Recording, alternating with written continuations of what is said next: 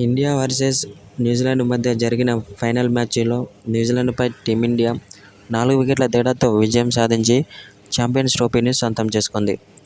అయితే ఈ మ్యాచ్లో తొలుత బ్యాటింగ్ చేసిన న్యూజిలాండ్ జట్టు నిర్ణీత 50 ఓవర్లలో 251 పరుగులు చేసింది. అనంతరం లక్ష్య ఛేదనలో బ్యాటింగ్ చేసిన టీమిండియా జట్టు మరో ఓవర్ మిగిలుండగానే విజయాన్ని సాధించేసింది. అయితే అనంతరం టీమిండియా ఆటగాళ్లపై కీలక వ్యాఖ్యలు చేసిన దక్షిణాఫ్రికా కెప్టెన్ ఏడెన్ మార్కరమ్ ఛాంపియన్స్ ట్రోఫీలో విజయం సాధించిన టీమిండియా ఆటగాళ్లకు శుభాకాంక్షలు తెలిపాడు. అయితే అనంతరం టీమిండియాపై కీలక వ్యాఖ్యలు చేశాడు south Africa captain Aiden Markram. ఇప్పుడున్న ఫామ్లో టీమిండియాను ఓడించడం చాలా కష్టమని అన్నాడు.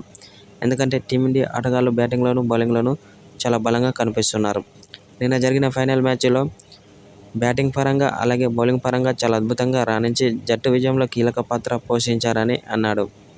ముఖ్యంగా రోహిత్ శర్మ, శ్రేయస్ అయ్యర్ చాలా అద్భుతమైన ఇన్నింగ్స్ ఆడారని అన్నాడు. అనంతరం వారిద్దరిపై ప్రశంసల వర్షం కురిపించాడు South Africa captain Aiden Markram.